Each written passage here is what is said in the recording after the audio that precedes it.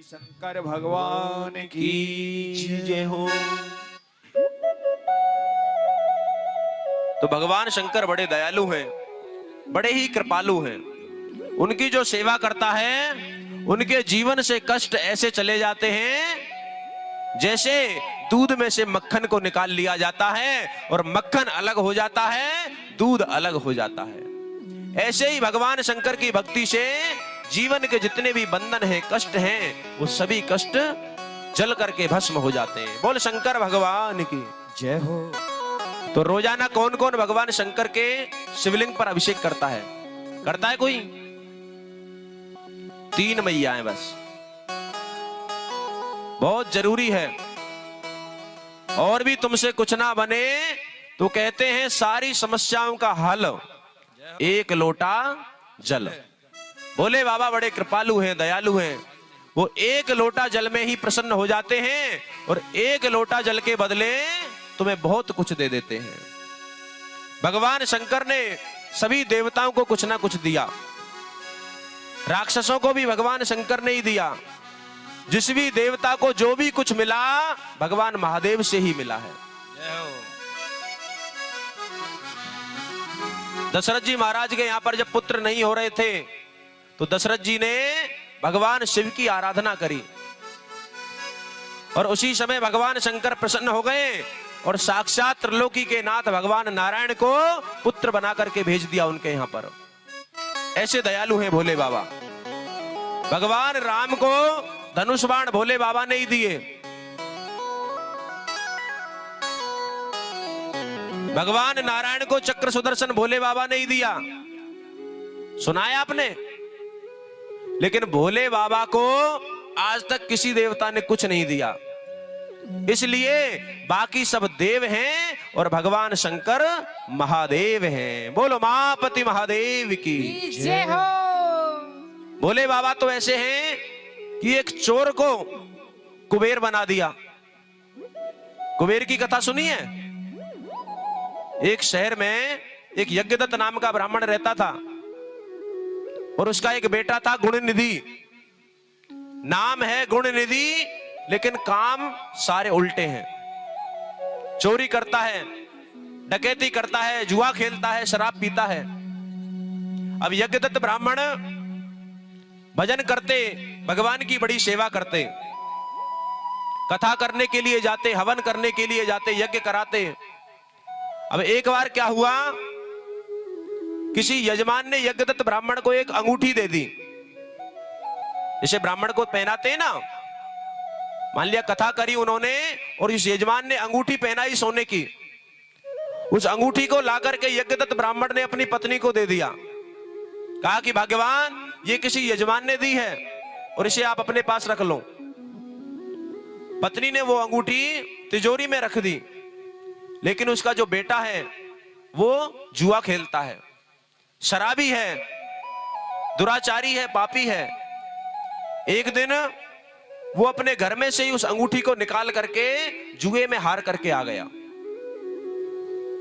अब तो पिताजी को पता लगा कि मेरा बेटा जुआ में अंगूठी हार गया और मैं इतना अच्छा भगवान की सेवा करता हूं, मेरा नाम सब जगह चलता है, सब मुझे जानते हैं, मेरा बहुत अच्छा मान सम्मान है, लेकिन मेरा बेटा जुआरी निकला।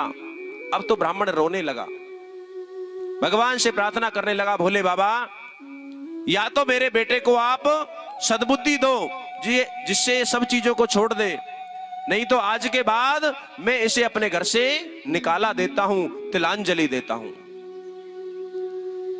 बच्चे को बहुत समझाया पिता ने, माता ने भी बहुत समझाया, लेकिन नहीं माना। अब तो हार करके उस यज्ञदत्त ब्राह्मण ने अपने हाथ के ऊपर तिल रखा और तिल रख करके अपने बेटे को तिलांजलि दे दी, घर से निकाल दिया। तिलांजलि कहते हैं जो घर से निकाला जाता, क्या कहते हो? बेदखल, बेदखल कर दिया। कहा कि आज के बाद तेरा मेरा कोई रिश्ता नहीं है, क्योंकि मैं ब्राह्मण हूं और ब्राह्मण के घर में ये सब चीजें शोभा नहीं देती। तू जुआ खेलता है, शराब पीता है, मदिरा पान करता है। अब तो उसी समय पिताजी ने अपने इकलौते पुत्र को तिलांजलि दे दी। वो गुण निधि इधर उधर भटकता रहा, खाने के लिए कुछ उसे नहीं मिलता, पहनने के लिए उसके पास कपड़े नहीं है, भूख से व्याकुल है, कई दिन हो गए खाना नहीं खाया।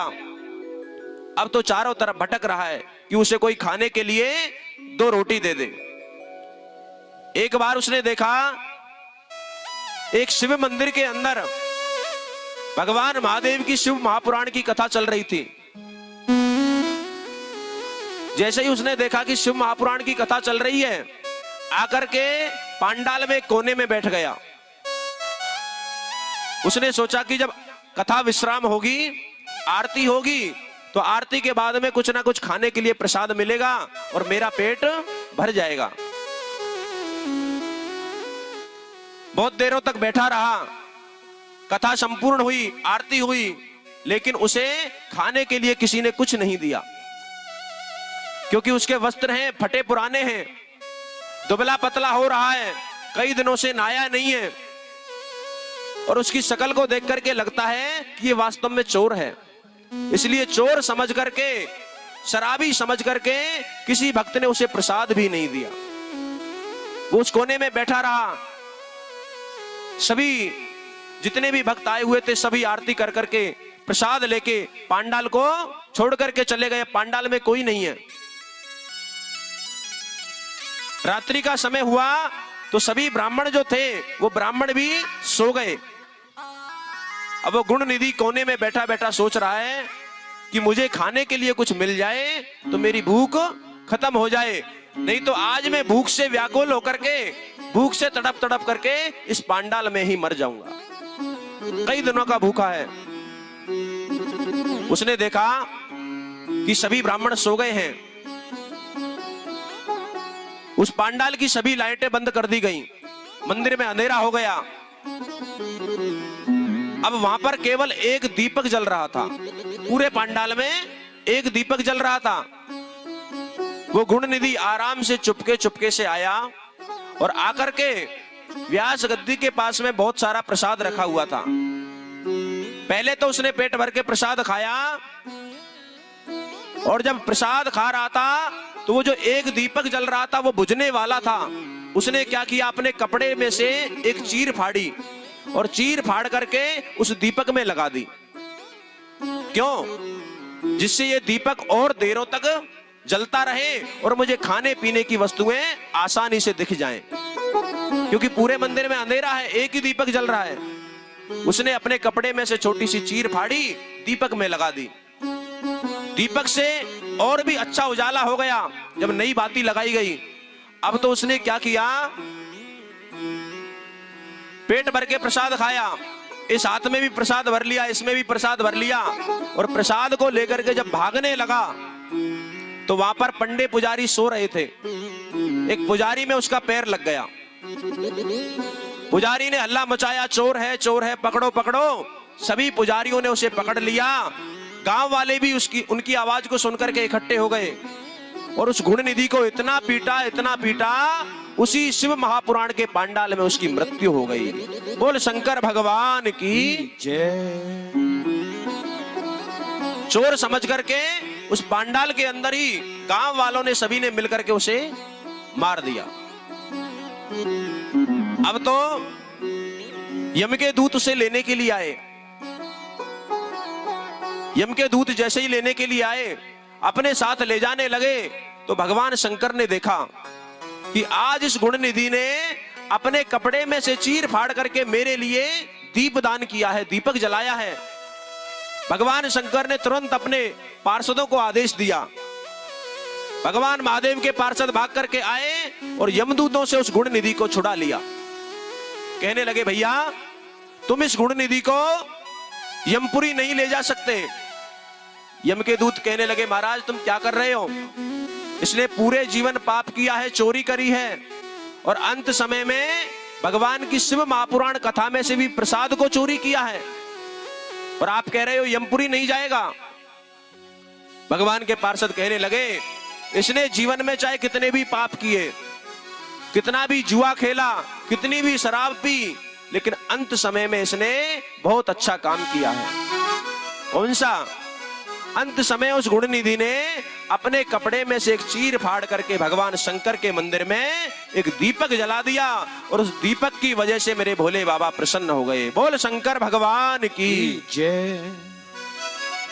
उस गुणनिधि को भगवान महादेव के पार्षद शिवपुरी ले गए, कैलाश पर ले गए, तो भोले बाबा ने उस गुणनिधि को अपने चरणों में स्थान दिया और कहा कि गुणनिधि, आज तक तुझे लोग चोर के नाम से जानते थे, लेकिन तूने अपने कपड़े में से मेरे लिए बाती जलाई है, मैं तुझसे बड़ा प्रसन्न हूं। आज के बाद लोग तुझे धनाधिपति कुबेर के नाम से जानेंगे। बोल कुबेर जी महाराज की जय। दीपावली पे जो हम पूजा करते हैं लक्ष्मी कुबेर की, वही कुबेर है, वही गुणनिधि चोर है जो मंदिर भगवान शिव के मंदिर में दीपक जलाने से कुबेर बन गया। ऐसे मेरे भोले बाबा करुणावान हैं, कृपालु हैं, बड़े दयालु हैं। बोलो उमापति महादेव की जय। तो सभी को रोजाना भगवान शिव के मंदिर में जाकर के जल से अभिषेक करना चाहिए।